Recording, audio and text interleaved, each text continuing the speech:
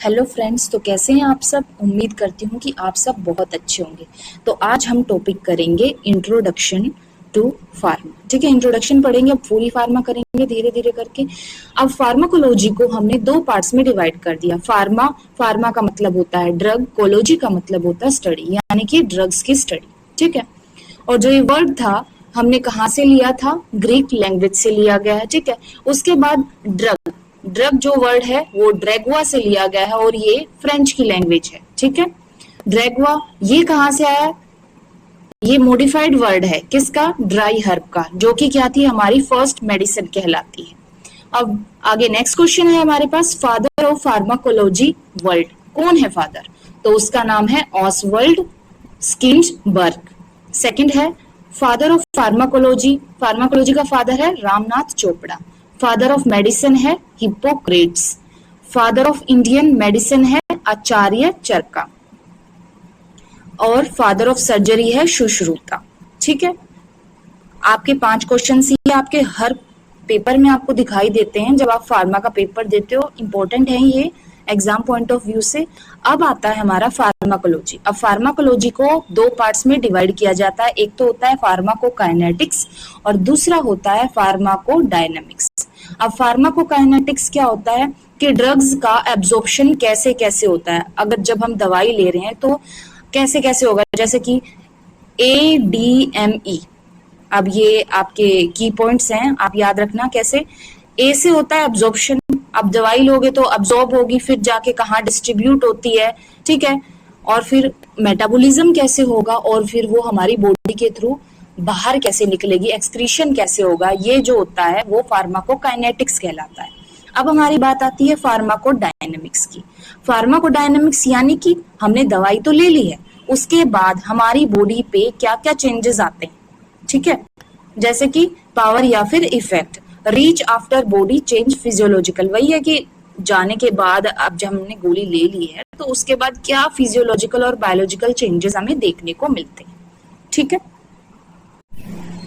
सो अब हम कर रहे हैं ड्रग वर्ड हमने बताया था कि जो ड्रैगवा था वो फ्रेंच वर्ड है इसका, जिसका मतलब होता है ड्राई हर्ब। ये क्या होता है, एक एक्टिव इंग्रेडिएंट होता है हमारे पास जो कि मेडिसिन में प्रेजेंट होता है, जिसको हम यूज करते हैं डायग्नोसिस के लिए, प्रिवेंशन के लिए, ट्रीटमेंट के लिए या फिर क्योर ऑफ डिजीज के लिए। और जो WHO ने डेफिनेशन दी थी वो क्या दी थी कि ये एक ऐसा सब्सटेंस होता है जिसको लिविंग ऑर्गेनिज्म लेते हैं और जो क्या है चेंजेस करता है हमारे फिजियोलॉजिकल सिस्टम में, पैथोलॉजिकल साइड पे जो भी हमें दिक्कत होती है उस चीज को क्या है, उसको बेनिफिट करके रेसिपिएंट को ठीक कर देता है। एग्जाम्पल जैसे इसने बोल दिया कॉन्ट्रासेप्टिव ड्रग। अब जैसे अब हमारी बात आती है फार्माकोथेरेपी। थेरेपी का मतलब होता है ट्रीट करना, use of drug according to their application, जिसको जिस चीज की बीमारी है या फिर कोई भी दिक्कत है तो उसको उसी का ट्रीटमेंट देना। अब जैसे यूं लगा लो किसी का BP लो है, क्या है BP लो है तो एम्लोडिपिन दे दी, फीवर में क्या दे दिया, PCM दे दिया। ठीक है, अब हमारी बात आती है क्लिनिकल फार्माकोलॉजी। क्लिनिकल फार्माकोलॉजी क्या होती है, study of kinetics and dynamics of drug in a patient. ठीक है, अब बात करते हैं कीमोथेरेपी। कीमोथेरेपी में क्या होता है, ट्रीट करते हैं, ट्रीटमेंट ऑफ सिस्टमेटिक इन्फेक्शन, जो भी इन्फेक्शन हुआ है, और नियोप्लाज्म होता है जैसे अबनॉर्मल सेल ग्रोथ होती है उसको बोलते हैं, by the help of chemical agents का यूज करके ट्रीट करना इन्फेक्शन को। अब हमारी बात आती है नियोप्लाज्म क्या होता है, abnormal growth of tissue growth. अब ये भी दो तरीके का होता है, एक तो बिनाइन होता है, एक मेलिग्नेंट होता है। बिनाइन जो होता है वो नॉन कैंसरस होता है, जबकि मेलिग्नेंट होता है वो कैंसरस होता है। ठीक है, तो अब हम कर रहे हैं फार्मेसी क्या होता है, प्रिपेयर करना मेडिसिन को, स्टोर करके रखना, या फिर इसको हम ड्रग आर्ट या फिर साइंस भी बोल सकते हैं। वही क्या है, a place where medicine are compounded और डिस्पेंस्ड। ठीक है, एक ऐसी जगह होती है जहाँ पे मेडिसिन को कंपाउंड किया जाता है, ठीक है, और डिस्पेंस किया जाता है, मतलब वहाँ पे स्टोर करना, वहाँ पे रखना ड्रग को। ठीक है, वहीं पे प्रिपेयर करना, उसके बाद सुटेबल फॉर्म ऑफ डेथ। वही है, जैसे भी कोई हमारे पास कस्टमर आता है या फिर यूं लगा लो कोई भी पेशेंट आता है ड्रग, तो वहां से हम इजीली उसको दे सकते हैं। अब हमारी बात आती है टॉक्सिसिटी क्या होती है, study of poisonous effect of drug का पॉइजनस इफेक्ट जो है उसकी स्टडी को हम टॉक्सिकोलॉजी कहते हैं। ठीक है, अब उसकी रेंज इसने दी है 0.5 से 0.8 मिली इक्विवेलेंट पर लीटर, ठीक है। अब लिथियम की बता रखी है, लिथियम की टॉक्सिसिटी कब होती है, मोर देन 1.5 मिली इक्विवेलेंट पर लीटर, लेकिन ये सेम जो है मेनिया के पेशेंट के अंदर कितनी मिलती है, 0.8 से 1.2 मिली इक्विवेलेंट पर लीटर।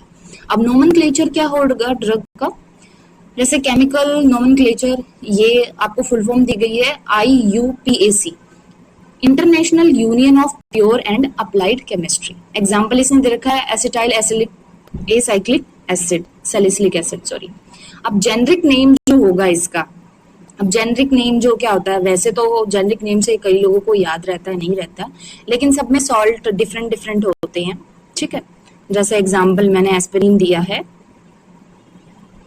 अब इसके बाद इसेंशियल ड्रग्स देखते हैं। इसेंशियल ड्रग्स क्या होती है, WHO के according medicine used to meet the fundamental health care needs of a population या फिर पीपल।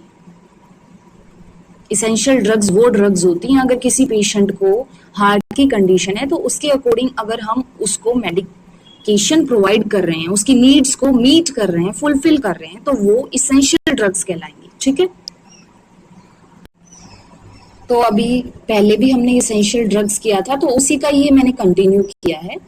जो इसेंशियल ड्रग्स होती है उनका जो सिलेक्शन होता है वो किसके बेस पे होता है, एफिशिएंसी, एफिकेसी के, safety, cost effectiveness, public health priorities. भाई सच में उसको उस चीज की नीड है, कितनी नीड है, ठीक है, वो जो भी हमारे प्रोफेशनल्स हैं वो उनको बता देंगे, ठीक है।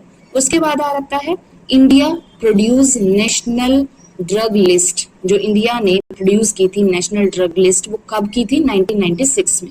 उसके बाद उसको रिवाइज किया गया था 2003 के अंदर।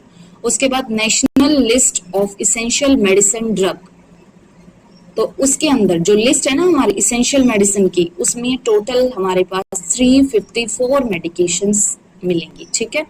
अब हमारी बारी आती है ऑर्फन ड्रग्स। क्या होती है ऑर्फन ड्रग्स, वो ड्रग्स होती हैं जो जैसे रेयर डिजीज कंडीशन होती है ना, उसमें जब ड्रग्स यूज की जाती हैं, drugs that are used for rare disease of conditions, ठीक है। जैसे एग्जांपल, जैसे विलियम डिजीज होगी हमारे पास, रिफाब्यूटिन होगी। विलियम्स डिजीज क्या होता है, एक्सेसिव लेवल हो जाता है कॉपर का, किसके अंदर, लीवर के अंदर, ब्रेन के अंदर, ठीक है, और वाइटल ऑर्गन्स के अंदर। अब फार्माकोकाइनेटिक्स हम नेक्स्ट क्लास में करेंगे, ठीक है।